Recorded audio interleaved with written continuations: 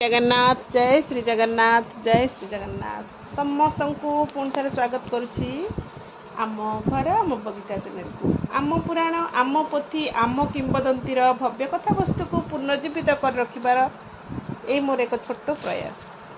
ताले आसतु आमे आज शुणा आज कहानी को आशा करुच्ची ये कहानी निश्चित भाव आमको सचेतन करिबारे साहाय्य हबो। ताला शुणा आज कहानी दिने अर्जुन भगवान श्रीकृष्ण को पचारे हे माधव किछि लोक बड़ बड़ पाप करथिले मध्य तथापि से माने केबे पापर फल भोग करती ना यह किपरि संभव। तेबे श्रीकृष्ण कहले हे अर्जुन गोटे कथा शुणाउची ध्यान दे शुणंतु। दिनेकर घटना जड़े धर्मात्मा राजा ब्राह्मण भोजन भंडार आयोजन करथिले। शह शह ब्राह्मण आज भोजन करथिले। राजा स्वयं शेष में बसी जड़े वृद्ध ब्राह्मण को भोजन परसवा गले। यही समय रे आकाश रे गोटे चिल्ल मरीथिबा गोटे नागसाप को नहीं जाउथिला। सेई सापर पाटिरू विष किछि बुंदा से ब्राह्मण भोजन रे पड़ीगला एवं अल्प समय मध्य ब्राह्मणटी मृत्युवरण कले। जमराज ए दृश्य देखिले एवं चिंतार पड़ीगले। कौन चिंतार पड़ीगले ताले आसंतु जानिबा। ये जो ब्राह्मण हत्यार दोष क्या दिज्व जमराजंकर बहुत बड़ चिंता।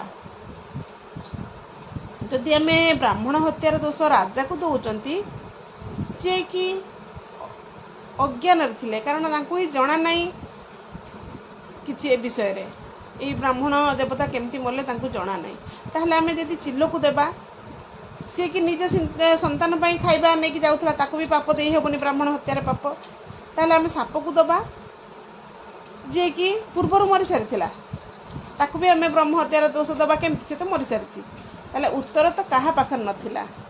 किछि समय पर केतेक ब्राह्मण से राजा सांगरे मिलवाकू ताजमहल को आसुथिले।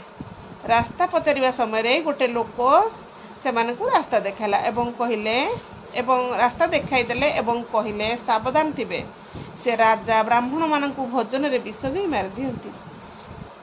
से क्षण रे जमराज तुरंत से लोक को ब्राह्मण हत्यार दोष देदेले।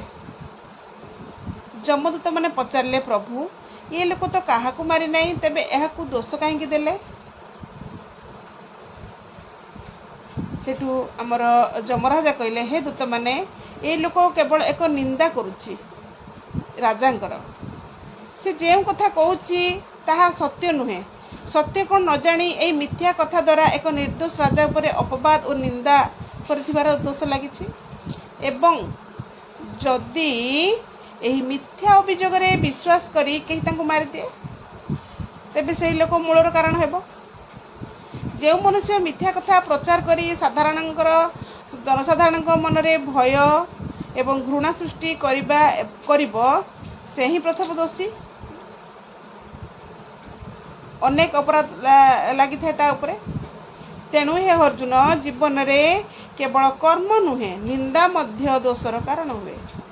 जो लोक मिथ्या कही सत्य उपरे प्रश्न उठाए से मध्य दोषर मूल कारण होता है एवं दोषी मध्य होता है।